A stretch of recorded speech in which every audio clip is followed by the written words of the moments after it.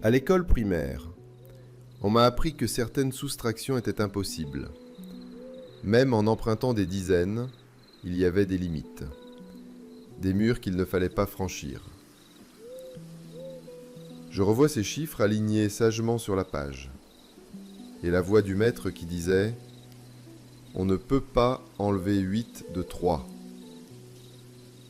Alors j'ai cru que tout ce qu'on ne pouvait pas faire était interdit, et j'ai grandi dans ce monde d'interdits.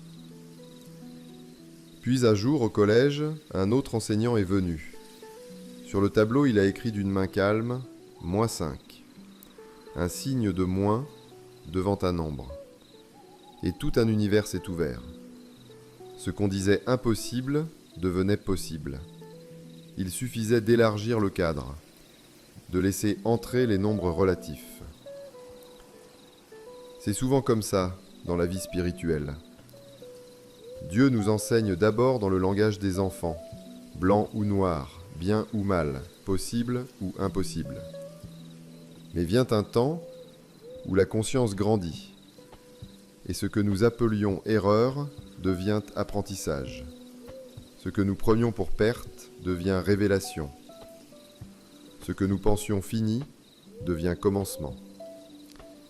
Apprendre, désapprendre, réapprendre. C'est le mouvement secret de toute âme qui mûrit. Le Père ne renie pas l'école d'hier, il l'accomplit.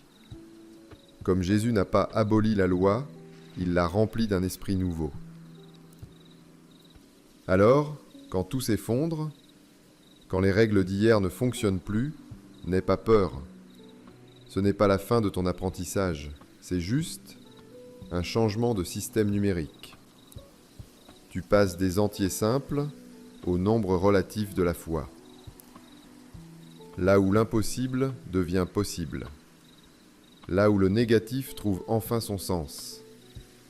Là où toute soustraction prépare un gain invisible. Partager dans l'amour, à intégrer selon ton discernement.